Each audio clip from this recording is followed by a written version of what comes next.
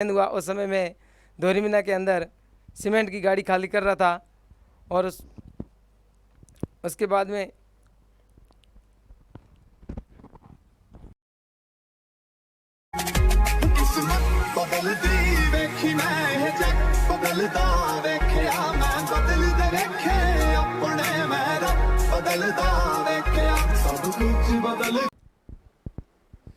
नमस्कार दोस्तों, मैं विजय पूनिया और आप देख रहे हैं सफलता का सफ़रनामा एपिसोड नंबर 1। दोस्तों, हमने एक नई मुहिम शुरू की है और आज इस मुहिम के जो सरताज हैं वो हैं मिस्टर रेखाराम जी, जिन्होंने एक इतनी बड़ी सफलता हासिल की है जो आपको मोटिवेट करने वाली है। मैं सफलता को बड़ा इसलिए भी बोल रहा हूँ क्योंकि रेखाराम जी ने अभी रीट का एग्ज़ाम क्वालिफाई किया है। अब आप ये सोचोगे कि रीट का एग्ज़ाम तो और भी बहुत सारे बच्चे क्वालिफाई करते हैं, तो ये बहुत बड़ी सफलता कैसे हो गई? तो ये बड़ी इसलिए हो गई क्योंकि जब रेखाराम जी का रीट का रिज़ल्ट आया था तब रेखाराम जी खुद मजदूरी का काम करते हैं और उस समय एक सीमेंट की गाड़ी से सीमेंट के कट्टे उतारने का काम कर रहे थे और इसके साक्ष्य गवाह रहे हैं डी.आर. सारण सर। तो मैं डी.आर. सारण सर से पूछ लेता हूं कि डी.आर. सारण सर, आप मिस्टर रेखाराम से कब मिले, कैसे मिले और आपने रेखाराम के अंदर जो है सफलता को लेकर के जो जिद देखी है, स्टडी को लेकर के, पढ़ाई को लेकर के, आपने जो भी रेखाराम में देखा है तो उसको लेकर के भी कुछ चीज़ें बताइए रेखाराम के बारे में भी। तो डी.आर. सारण सर। जी धन्यवाद। मैं अगर रेखाराम की बात करूं तो रेखाराम मेरा स्टूडेंट रहा है। 2011-12 की बात करें तो मैं सीकर के एम.के. मेमोरियल स्कूल में बतौर टीचर काम करता था और रेखाराम ने वहीं से सीनियर क्लास पास की थी और उसके बाद सीएलसी कोचिंग में नीट की तैयारी कर रहे थे और वो भी निःशुल्क थी। सीकर के उन संस्थानों ने रेखाराम का सहयोग किया और मैं भी उस समय ग्रेड 3 टीचर की तैयारी कर रहा था। तब हम लोग एक ही हॉस्टल में रहते थे, मैं टीचर था, ये स्टूडेंट थे, लेकिन हम लोग एक ही रूम में रहे, एक साथ रहे लगभग 3-4 महीने तक। उसके बाद मेरा तो चयन हो गया और रेखाराम जी वहीं थे। उसके बाद मेरी कभी इनसे मुलाकात नहीं हुई, लेकिन आज से 3-4 दिन पहले की बात कर रहा हूँ, जब तृतीय श्रेणी अध्यापक भर्ती लेवल 2 विज्ञान गणित का रिजल्ट आया। उस दिन ये संयोग की बात है, इत्तेफाक की बात है कि रेखाराम जी हमारे क्षेत्र में यहाँ आए हुए थे। जैसा कि जानकारी में बताया जाएगा आगे कि आप मजदूर के रूप में काम करते हैं और सीमेंट के जो ट्रक हैं वो खाली करते थे, तो यहाँ आए हुए थे। संयोग से उसी दिन जो फोटो आप लोग देख पा रहे हैं मेरे पीछे बैकग्राउंड में आपको दिख रहा है, ये फ़ोटो पूरे देश में बहुत वायरल हुआ। असल में इसकी शुरुआत मुझसे ही हुई इसलिए कि ये ट्रक खाली कर रहे थे और वहाँ पर उस समय ही उनका रिजल्ट आया और इन्होंने वहाँ कुछ लोग खड़े थे, उनसे मेरे बारे में पूछ लिया। चूँकि ये जानते थे कि वो इस क्षेत्र के निवासी हैं, तो इत्तेफाक से वहाँ एक बच्चा इनको मिल गया, स्टूडेंट मिल गया जो मेरा विद्यार्थी रहा है। उन्होंने कहा मैं जानता हूँ उनको, और उन्होंने, उस बच्चे ने रेखाराम का फ़ोटो लेकर के और मुझे भेजा। और वो फ़ोटो वास्तव में इस टाइप का था कि उस समय उनके सिर पे रुमाल बंधा हुआ था और वो सीमेंट की धूल में सने हुए थे। और मैंने वो फ़ोटो फेसबुक पर पोस्ट कर दिया और रातों रात वो पोस्ट इतनी वायरल हुई कि सोशल मीडिया से लेकर के और नेशनल न्यूज़ चैनल, चाहे लल्लन टॉप की बात करें या एबीपी न्यूज़ की बात करें, उन सब चैनल्स पर रेखाराम छा गया।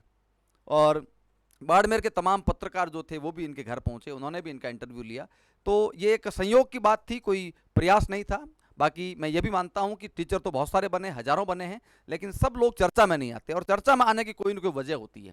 तो बस रेखाराम से मेरा 11 साल बाद, लगभग या 12 साल बाद मेरा मिलना हुआ है। मैं सफलता की शुभकामनाएं देता हूं। और जो आज आपने विजय सर ने बुलाया, तो रेखाराम यहाँ उपस्थित हैं और उनकी तमाम जो बातें हैं वो आप लोगों के बीच हम साझा करेंगे। निश्चित रूप से ये एक उदाहरण है कि टीचर बनना, मैं नहीं कहता कि कोई बहुत बड़ा ओहदा है या बहुत बड़ी बात है, लेकिन जिस पृष्ठभूमि से और जिन परिस्थितियों से गुजरा है रेखाराम, उसके बावजूद इस मुकाम तक पहुंचना निश्चित रूप से बड़ी बात है। मैं मेरी ओर से शुभकामनाएं देता हूँ।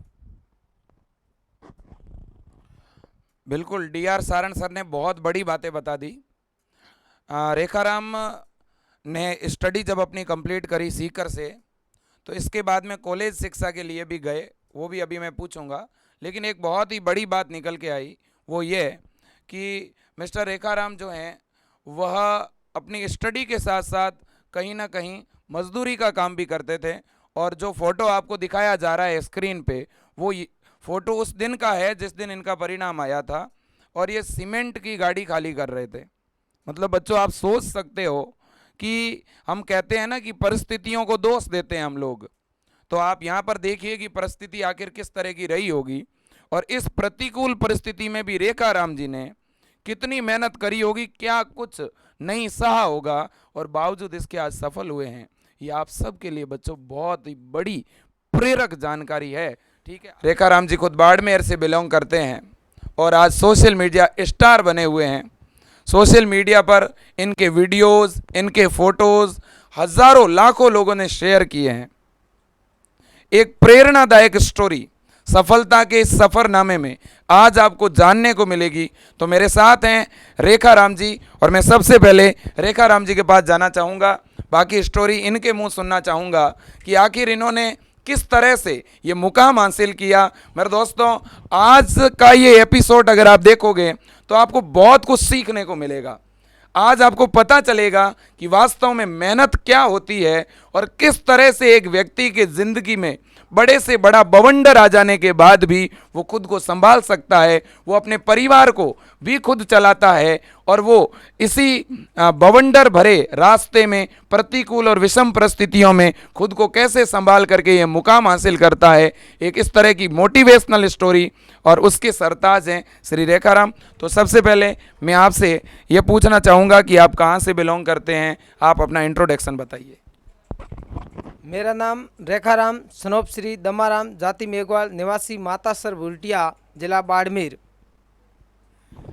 आप बाड़मेर जिले के भुरटिया गांव से बिलोंग करते हैं, जो कि बाड़मेर तहसील में है और बाड़मेर राजस्थान में है। मेरे दोस्तों, राजस्थान का बिल्कुल पश्चिमी भाग जो भारत और पाकिस्तान के बॉर्डर पर है, तो बिल्कुल बॉर्डर पट्टी से बिलोंग करते हैं। बाड़मेर, जैसलमेर, आपने नाम ज़रूर सुना होगा बच्चों। तो बाड़मेर की एक ऐसी प्रतिभा है जिन्होंने अपने 12th की स्टडी कंप्लीट करने के बाद मजदूरी करते हुए, अपने परिवार का खर्चा चलाते हुए पढ़ाई करी है। तो इनके जीवन से, इनके संघर्ष से बहुत कुछ हमें सीखना है, हमें बहुत कुछ सीखने को मिलेगा।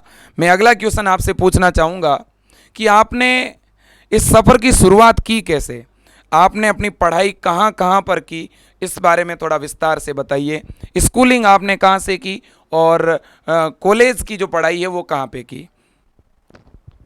सर, क्लास 8वीं तक तो मैंने मेरे गांव से ही की थी, और 9th और 10th मैंने रावसर गांव से की थी, जो 9 किलोमीटर दूर है। वहां मैं पैदल जाता और आता था, 2 साल वहां से की थी। और उसके बाद 11th और 12th मैंने निःशुल्क सीकर से की थी, MK मेमोरियल स्कूल से। और उसके बाद में परिस्थितियों के हिसाब से मैंने बाड़मेर के PG कॉलेज से BSc और B.Ed मैंने जोधपुर से की थी। और साथ में ही मैं ये सीमेंट का काम है बाड़मेर में करता था, और सीमेंट के काम करते हुए मैंने वो फीस और घर पर खर्चा सारा उस सीमेंट से सलाह कर दिया। और उसके बाद में मैंने रीट 2018 की थोड़ी तैयारी का कम टाइम मिला, इसलिए उसमें मैं सफल नहीं हो सका। उसके बाद में 2021 वाला एग्ज़ाम दिया, उसमें मेरे 120 नंबर थे, परंतु वो तो रद्द हो गई। और उसके बाद में मैंने इसके अंदर ये 2022 का एग्ज़ाम दिया, इसमें मेरा अभी प्रोविजनल सूची में चयन हुआ है। बहुत बड़ी बात बता दी आपने कि आपने अपने गांव के ही एक सरकारी विद्यालय से 8वीं और इसके बाद 10वीं तक की पढ़ाई करी, गांव यानी बाड़मेर के एक छोटे से गांव से। इसके बाद आप 11वीं और 12वीं की स्टडी के लिए सीकर चले गए। तो सीकर पढ़ने का खर्चा आपने कैसे मैनेज किया? वहाँ की तो फीस भी बहुत ज़्यादा है, तो वहाँ आपको किसने सपोर्ट किया? और सीकर में आपने 11वीं और 12वीं के साथ साथ हमने सुना है कि आपने कोई कोचिंग भी की है, तो वो कहाँ की और किस तरह से, इस बारे में भी बताइए। सर, हमारे समाज सेवी श्री तगाराम जी ने मेरे को MK मेमोरियल जो सीकर में स्कूल है वहाँ पर मेरे को निःशुल्क भेजा था। और 11th 12th मैंने वहाँ से की थी, और मेरे वो उन्होंने कोई खर्चा नहीं लिया, निःशुल्क थी। और इसके बाद में मैंने 1 साल तैयारी की थी नीट की, और वो CLC सीकर से की थी, और उन्होंने भी आधी रेट में मेरे को कोचिंग करवाई थी। कुल मिलाकर के अगर किसी के अंदर जिद हो, पढ़ने का जुनून हो, तो साथ देने वाले भी बहुत मिल जाते हैं। और इसी तरह से कुछ समाज सेवी थे जिन्होंने इनको पढ़ाया 12th तक। इसके बाद इन्होंने 1 साल कोचिंग भी की। तो जब आपने 12th कंप्लीट कर ली, 12th कंप्लीट करने के बाद आप वापस वहीं पर रह करके कुछ वर्षों तक और कोचिंग की, या वापस आप बाड़मेर आ गए? आप बाड़मेर कब आए थे, कौन से सेशन में आए थे बाड़मेर? बाड़मेर में 2013 के अंदर आ गया था, और 2013 में मैंने फर्स्ट ईयर में एडमिशन लिया था, और सेकंड ईयर में मेरा शादी हो गई थी। 2014 में मेरी शादी हो गई थी, और मेरे जो मिसेज है वो 12th पास थी, और तो मैंने सोचा उनको भी BA करवा देता हूँ। उनका फर्स्ट ईयर में एडमिशन गवर्नमेंट कॉलेज में बाड़मेर में रेगुलर करवा दिया, और हम साथ में रहते थे, और उन्होंने BA और MA की, और मैंने BSc और B.Ed की। उनको मैं B.Ed नहीं करवा सका क्योंकि मेरे पास खर्चा नहीं था, दोनों ने B.Ed नहीं करवा सकी, मैंने इसलिए मैंने एक ने B.Ed की, और एक मेरे छोटे भाई ने, उन्होंने भी B.Ed की, और दोनों के कॉलेज एक ही था भाइयों के, B.Ed एक साथ की थी हमने। अच्छा, तो आप ये कह रहे हैं कि मतलब आपकी शादी 2014 में हुई थी? 2014 में, अच्छा। तो 2014 में आपकी शादी हो गई। तो जब आपकी वाइफ भी, जब आपकी शादी हुई तो वो 12th पास ही थे, तो उनको भी आपने ही पढ़ाया, आपने मेहनत करके उनको पढ़ाया। मतलब ये तो एक बहुत बड़ी बात है कि नॉर्मली तो क्या होता है कि जब शादी हो जाती है तो लड़कियों को पढ़ने नहीं दिया जाता है, ठीक है। और आपके पास तो वैसे भी इतना खर्चा भी नहीं था, फिर भी आपने अपनी वाइफ को भी पढ़ाया, खुद भी पढ़ाई करी, ये बहुत अच्छी बात है। अब तो जैसे आपने ग्रेजुएशन 2016 तक कंप्लीट कर ली थी, है ना? 16 तक कंप्लीट करनी। इसके बाद में तो फिर कौन कौन से रीट वाले एग्ज़ाम दिए थे आपने? इसके बाद में मैंने 18 और ये 22 वाला 2 एग्ज़ाम दिए थे, क्योंकि 21 वाला तो कैंसिल हो गया, इसलिए 2 एग्ज़ाम दिए थे। उसमें भी मैं 2% से पीछे ही था।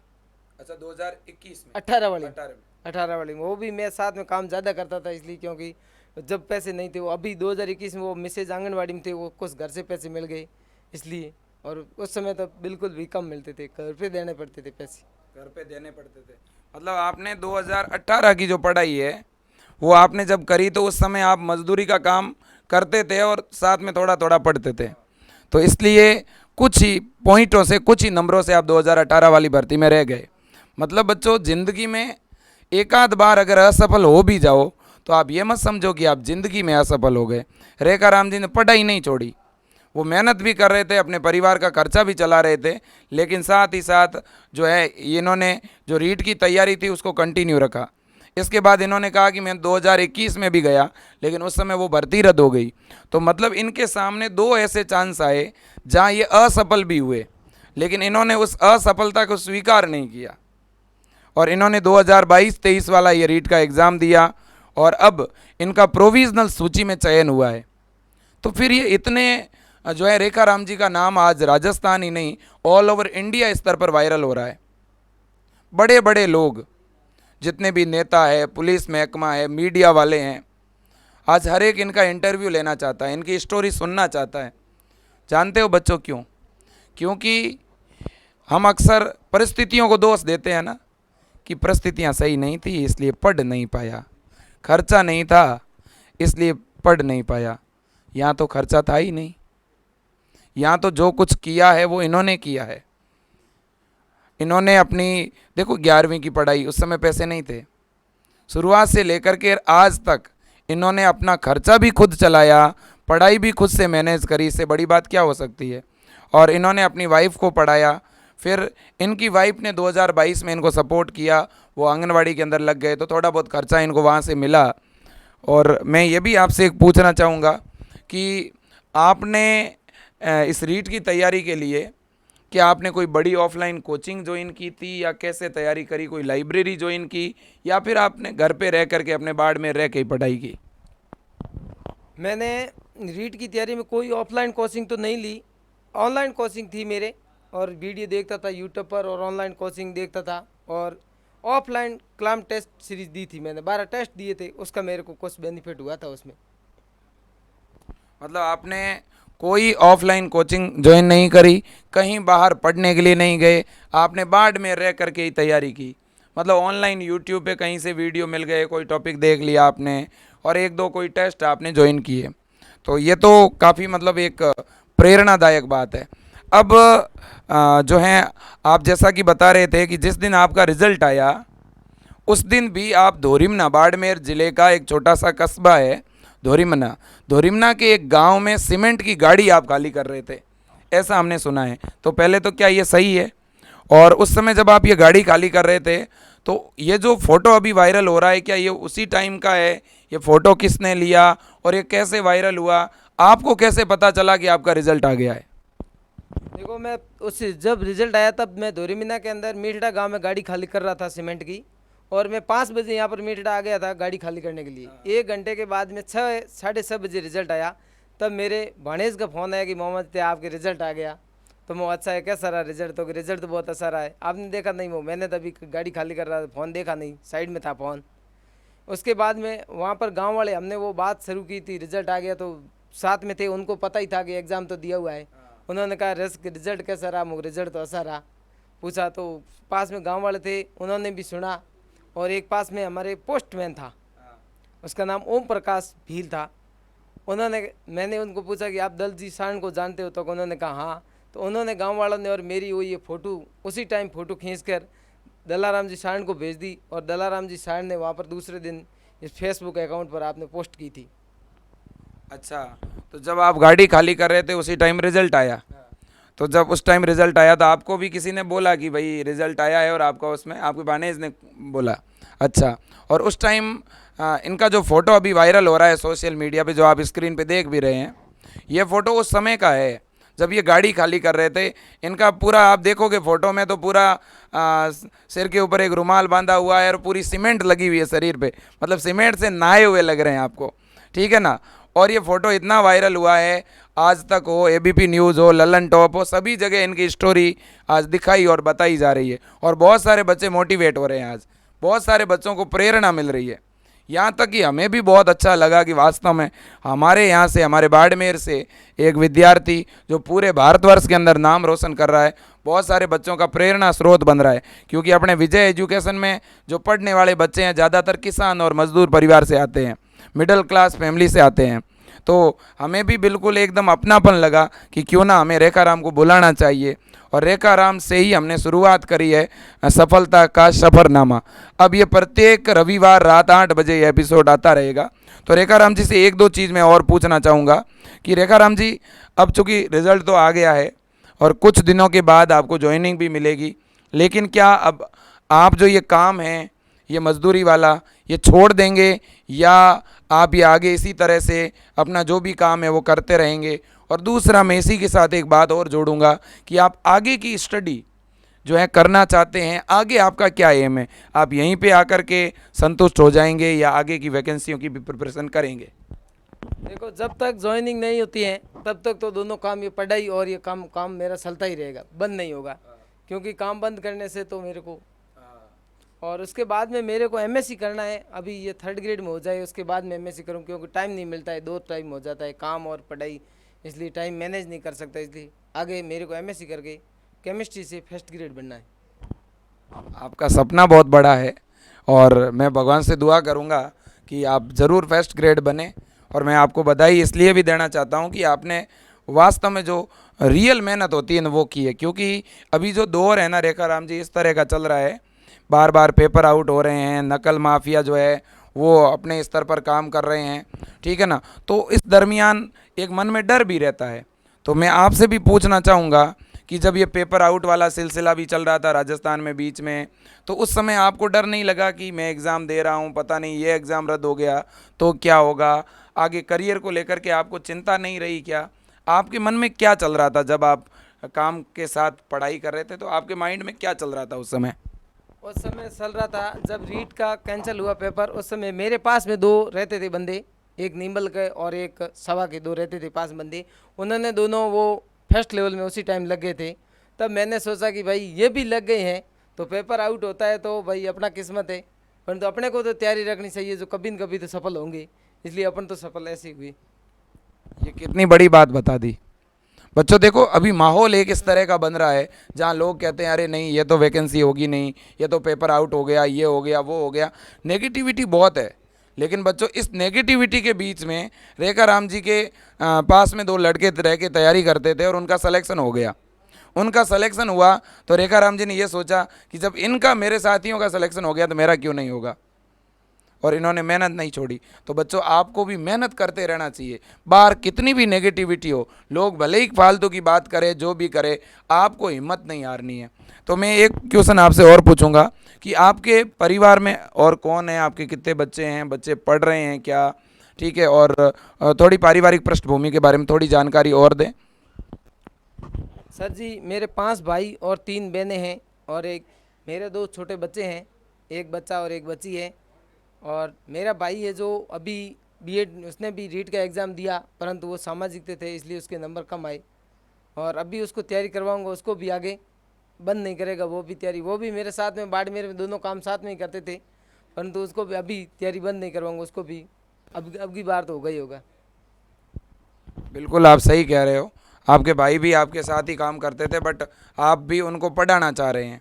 मतलब बच्चों आप सीखिएगा, आप प्रेरणा लीजिएगा इस बात से कि इन्होंने कितनी मेहनत करी है और इन्होंने अपनी ज़िंदगी के अंदर जो ये मुकाम है ना, ये सच्ची मेहनत से हासिल किया, ईमानदारी से।